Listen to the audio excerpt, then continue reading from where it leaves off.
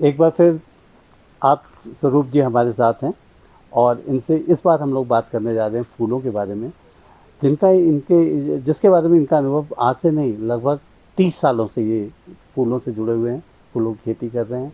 और अब तो फूलों का बड़े बड़े शहरों में ये वहाँ पर इनकी मार्केटिंग भी होती है।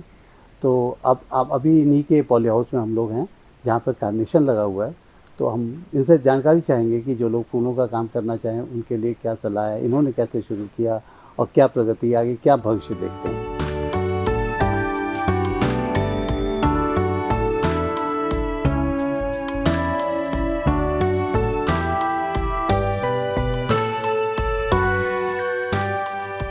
फूलों का काम हमने 1990 से शुरू किया जी।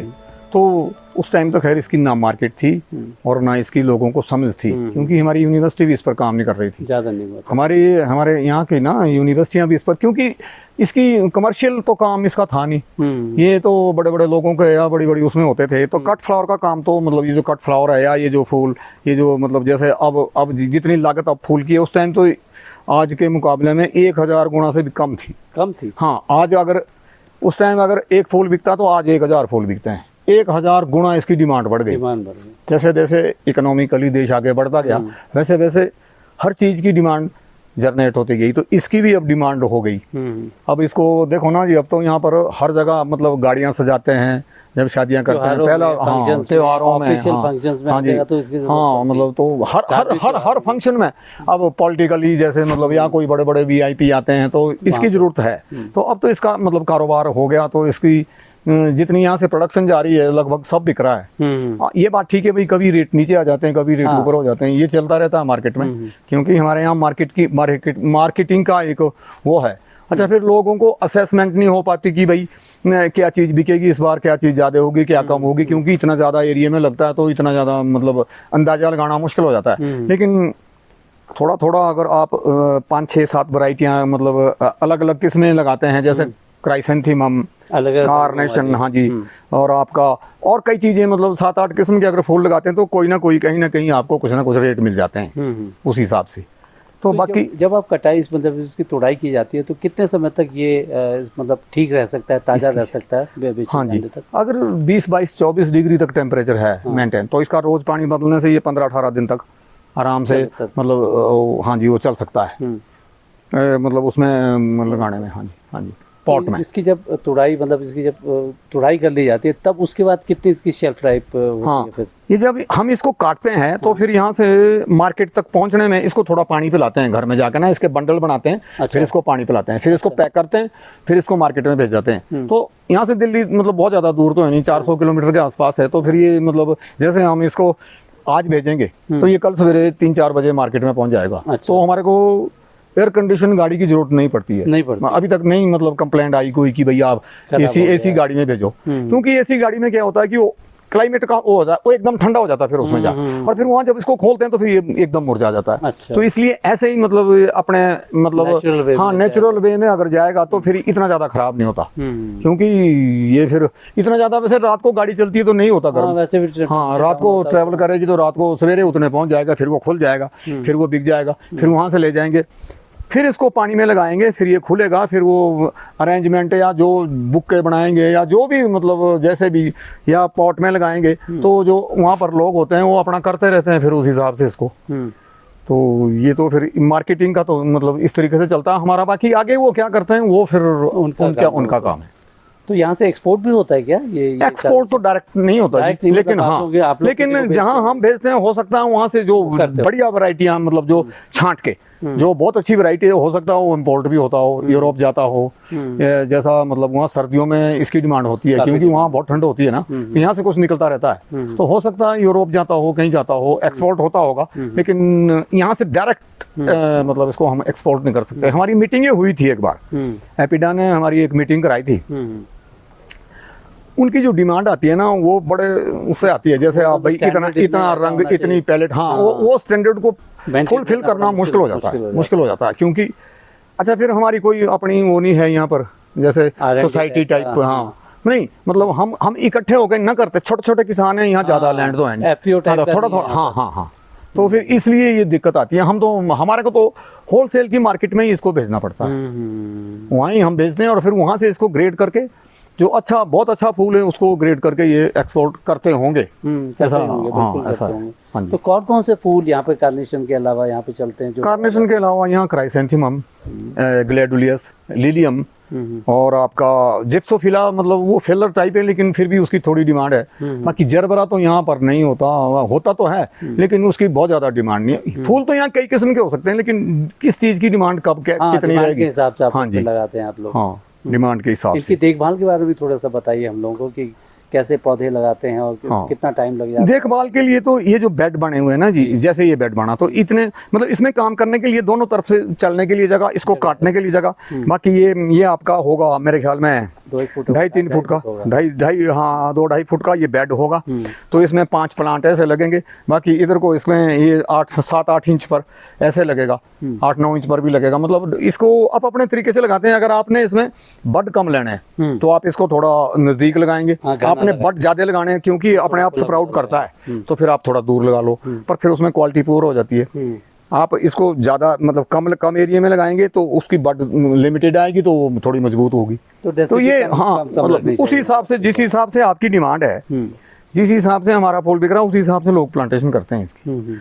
अब लोगों को काफी नॉलेज हो गई है इसको क्या फीडिंग करना है, इसमें क्या चीजें आती है, इंसेक्ट आता है, फंगस आता है या आपका बैक्टीरिया आता है, मतलब जो भी आता है, मतलब आपका मतलब ये मतलब इसको ये आता है आपकी तितलियां वगैरह जो एगलिंग करती है वो मतलब जो सुंडी, तो उसके लिए अलग अलग दवाइयां हैं।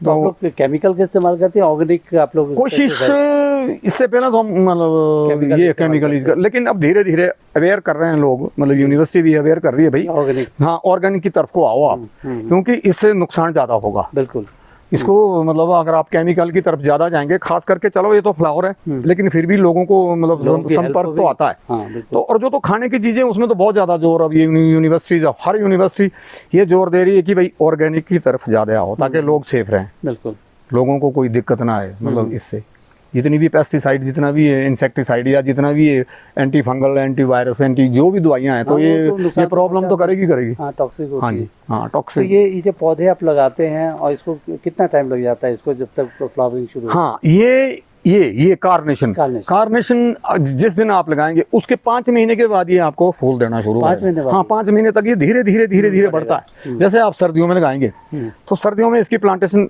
अच्छी रहती है। सर्दियों में अगर इसकी प्लांटेशन करेंगे तो ये धीरे धीरे बढ़ेगा। फिर इसकी पिंचिंग करेंगे, पहले तो एक प्लांट होगा ना, फिर उसको तोड़ेंगे, फिर वहां से ये बड फूटेगी। मतलब इसको 2-3 गांठ के बाद, जैसे ये गांठ है ना इसकी, जैसे ये गांठ है तो इसको यहाँ से काट देंगे, फिर ये यहाँ से भी फूटेगा, यहाँ से भी फूटेगा, यहाँ से भी फूटेगा। ये हर उससे वहां से प्लांट इसका बड आएगी। हाँ नोट निकलने शुरू हो जाएंगे।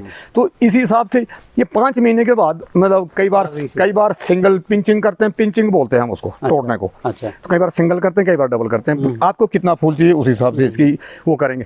फिर ये आपको 5 महीने के बाद शुरू कर देगा। जब ये शुरू कर देगा फिर ये कंटिन्यू चला रहेगा। आप इसको 2 साल 3 साल तक चला सकते हैं। साल भर आता रहता है फ्लावर? हाँ, ये फिर उस 5 महीने के बाद जब ये चल पड़ा तो फिर ये कंटिन्यू चलेगा। सर्दियों में स्लो हो जाएगा। अच्छा, सर्दियों में हाँ बड मजबूत हो जाएगी क्योंकि मैच्योर होने में समय ज्यादा लगेगा। जब जिस प्लांट को मैच्योर होने में समय ज्यादा लग रहा है तो उसकी हेल्थ तो ठीक हो जाएगी, है ना। आजकल जितना जल्दी जितना ज्यादा आएगा, जैसे गर्मी पड़ रही है आजकल ये ज्यादा आ रहा है तो ये बड इसकी कमजोर हो जाती है। अच्छा, और ज्यादा भी हो जाती है क्योंकि बड़ी तेजी से बढ़ता है। फिर इसमें आप खादें दे रहे हैं आप इसमें पोटाश दे रहे हैं, नाइट्रोजन दे रहे हैं, आप फास्फोरस दे रहे हैं, मतलब कई किस्म की खादें दे रहे हैं। तो खाद भी दे रहे हैं, ऑर्गेनिक खाद भी। हाँ, ऑर्गेनिक खाद भी अगर है आपके पास तो आप वो भी दे सकते हैं। ऑर्गेनिक खाद का बल्कि फायदा है आपकी लैंड के लिए, लैंड के लिए बहुत ज्यादा। हाँ जी, लैंड के लिए भी फायदा है। तो इस तरीके कब तक चलते हैं ये पौधे के? कितने साल तक ये 3 साल तक आपका चल सकता है अगर इसकी फीडिंग। हाँ, अगर आपकी देख रेख बहुत अच्छी है, बहुत बढ़िया देख रेख है और फीडिंग बड़ी अच्छी है तो ये इसको आप 3 साल तक चला सकते हैं। जो सेलेबल इसमें से जो ये फूल निकलेगा ना, 3 साल तक इसका सेलेबल फूल निकल सकता है। और फिर 3 साल के बाद तो आपको बदल देना चाहिए, वैसे ही बदल देना चाहिए क्योंकि डिजीज आने का हर चीज का ना प्रॉब्लम बढ़ जाती है। हर चीज की लाइफ होती है। हाँ जी, हर चीज की लाइफ होती है। तो इसमें भी देखो अब ये 3 साल से चल रहा है। अच्छा, कुछ एक प्लांट इसमें ये इसके मर चुके हैं। इसमें फिजियोरियम फंगस आ गई होगी नीचे, सॉइल के नीचे कोई दिक्कत आ गई होगी, तो ये मर रहे हैं देखो बीच बीच में। अब ये पानी ज़्यादा हो जाता है कई बार, पानी तो खैर ऊपर से रोक रखा है इन्होंने, लेकिन देख इसको मतलब चाहे बरसात हो रही चाहे जो मर्जी हो रही, इसको पानी तो देना ही। ये देखो ये नए आ रहे हैं, ये देखो ये इस तरीके से फूटता है, ये देखो। अच्छा, ये आ रहा है, ये नोट्स आ रहे हैं, ये देखो ये नए आ रहे हैं, ये देखो ये स्प्राउट करने लग गया है ये। तो ये इसको काट दिया, यहाँ से फिर कर जाएगा स्प्राउट, इसको यहाँ से काट दिया, यहाँ से फिर स्प्राउट करेगा। ये आ रहे हैं देखो, ये देखो इधर आ रहे हैं।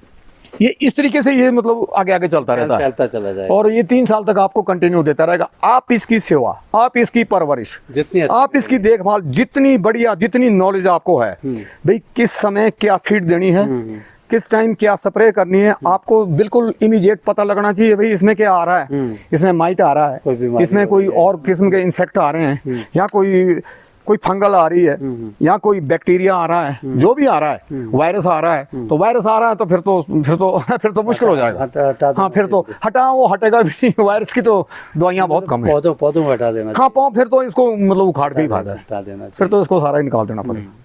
तो इस तरीके से जितनी नॉलेज जिसके पास है वो उसी हिसाब से इसको अपना कारोबार करता है और इसको बढ़ाता रहता है।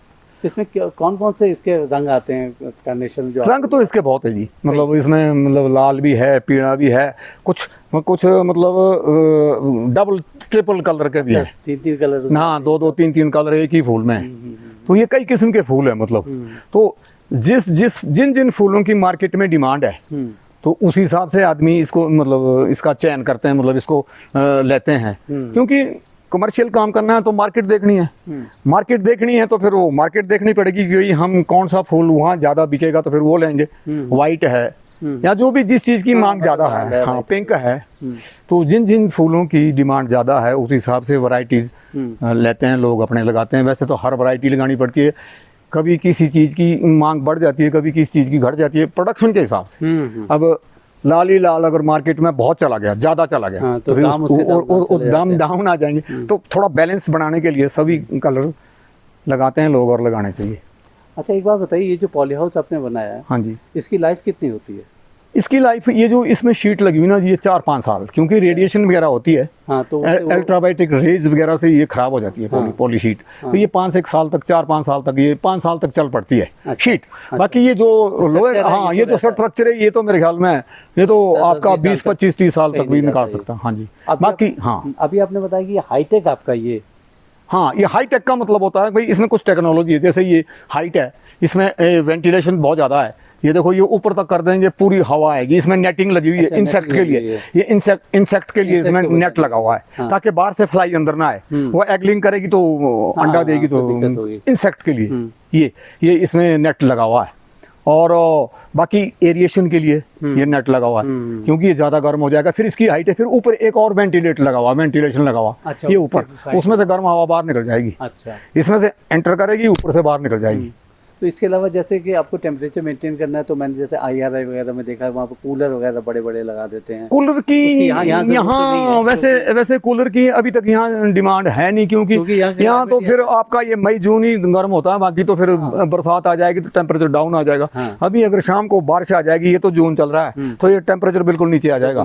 तो फिर हमारे को इतना खर्चा करने की जरूरत नहीं है। हाँ जी, क्योंकि अब वो मशीनरी लगाएंगे, फिर बिजली खर्च करेंगे, फिर मतलब उसका कॉस्ट बढ़ जाएगी। जितनी ज्यादा इसकी कॉस्ट बढ़ेगी उसी हिसाब से हमारे को रेट मिलना चाहिए, नहीं हमारे को कुछ नहीं बचेगा। तो इसलिए हमारा ऐसा रहता है कि भाई कम से कम, हाँ, कम से कम में आप मतलब इसमें अगर हो रहा है, आपका काम चल रहा है, तो कम से कम में चला रहा है। जो बहुत ज्यादा गर्म एरिया है वहां पर आपको ये सिस्टम लगाना पड़ सकता है, लेकिन इस एरिया में, इस हाइट पर इसको लगाने की कोई ज्यादा जरूरत नहीं है। जिस हाइट पर हमें है, हम 55-5600 फीट की हाइट पर है इस टाइम। हाँ, बहुत हाइट है ये तो, 55-5600 फीट की हाइट है, तो यहाँ इसको मतलब इतना ज्यादा लगाने की जरूरत नहीं है। हाँ, ग्लोबल वार्मिंग जैसे हो रही है, क्लाइमेट और बदल जाएगा, तो शायद आगे आने वाले समय में कुछ करना पड़े तो। हाँ जी।